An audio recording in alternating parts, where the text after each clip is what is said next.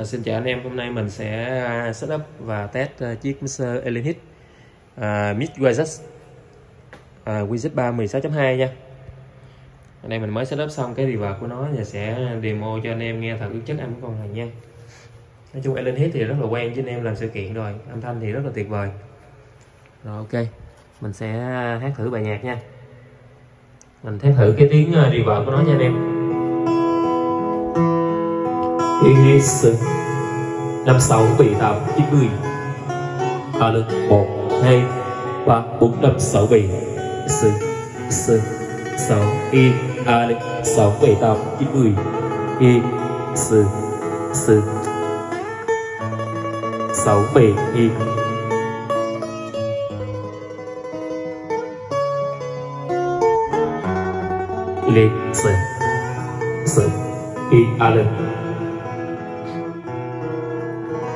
Càng nhìn em, yêu em hơn và yêu em mãi. Dù phút em đêm xa xưa, nay đã đi vào quyển lãng. Chơi vào thuốc Việt Nam buồn lắm em ơi. Mây tím đang dâng cao vời, mà tình thương chưa lên ngôi. Ngày mình yêu anh đâu hay tình tàn gian dối, để bước phong trần tha hương. Em khóc cho đời bình sớm, về làm chi rồi em lặng lẽ ra đi. Gom góp yêu thương quê nhà, dâng hết cho người tình xa. Anh đâu ngờ có ngày đang đứng dây tơ, một phút tim anh hững hờ, trọn kiếp anh vương sầu nhớ. Nói đi em, cả đời mình mãi đi tìm, cả đời mình xây ước mơ, cho ngày mộng được nên thơ. Cuối cùng là tình bơ vơ, cho anh xin một đêm chán trôi, tìm đóng cho tàn năm xưa, dẫn hết cho lòng yêu cuối. Rồi từng đêm nhịp bước cô đơn, em khóc cho duyên hững hờ, anh chết trong mong ngày thơ.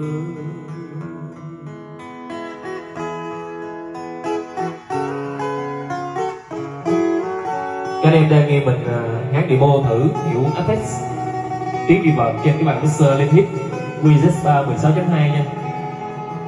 Ghi sự sau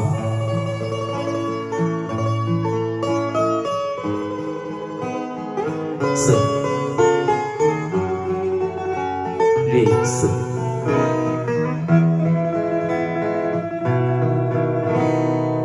ghi sự ghi ý a được sự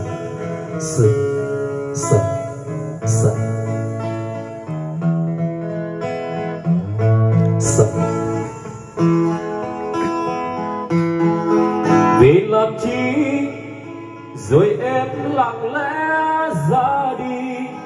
Gom góp yêu thương quê nhà, dâng hết cho người tình xa. Anh đâu ngờ có ngày đang đứng dây tơ, một phút tim anh hững hờ, trọn kiếp anh vương sầu nhớ. Nói đi em, cả đời mình mãi đi tìm, cả đời mình xây ước mơ, cho ngày mộng được niên thơ. Cuối cùng là tình bơ vơ, cho anh xin một đêm chán trôi, tìm đóng cho tàn năm xưa, dẫn hết cho lần yêu cuối.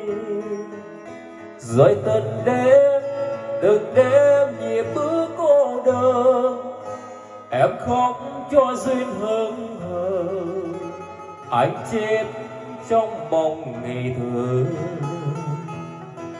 Rồi từng đêm nhịp bước cô đơn, em khóc cho duyên hững hờ, anh chết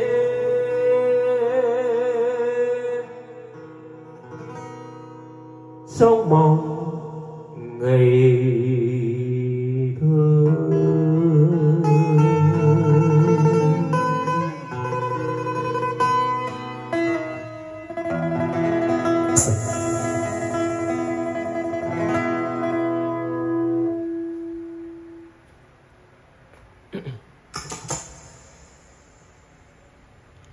Ok anh em, thì mình vừa test xong hiệu ứng reverb trên bản Mixer Alien Hit bản Win số 3 16.2. Thì nói chung cái này để mà tiến được như vậy anh em phải setup thì mới được cái tiếng như vậy nha, chứ còn mặc định thì nó sẽ không được nha. Như trên đây nó sẽ có là phần ví dụ single thì là cái chỉ xài một cái bit chương trình như thế này, và cái dual effect thì mình sẽ xài 2 effect là từ 1 tới 8 và từ 9 tới 16 nha. Thì mình sẽ xài 2 effect như thế này để mình chỉnh riêng cho một cái delay và một cái cho reverb nha. Thì ở đây mình demo cho anh em cái tiếng reverb.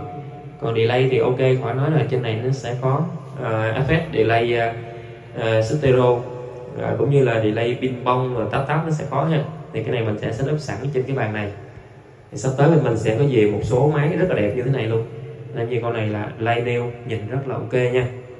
Đó, con này thì đã có khách đặt rồi cho nên mình mới setup và test cho anh em nghe thử. Thì anh em nào có nhu cầu mà xài cái bàn mixer này thì có thể liên hệ về số máy bên mình 0938 641 445 để đặt gạch trước ha. Hàng về là mình sẽ setup và bàn giao cho anh em. Hàng của Anh Quốc thì là khỏi phải chê rồi, tiếng rất là tuyệt vời nha. Rồi hẹn gặp lại anh em ở những cái clip tiếp theo. Mình anh sẽ lên những cái clip mới để cũng như là demo, test hoặc là setup hoặc là chia sẻ cho anh em hoặc là giới thiệu anh em những cái sản phẩm mới. Rồi xin chào anh em và hẹn gặp lại anh em ở những clip tiếp theo.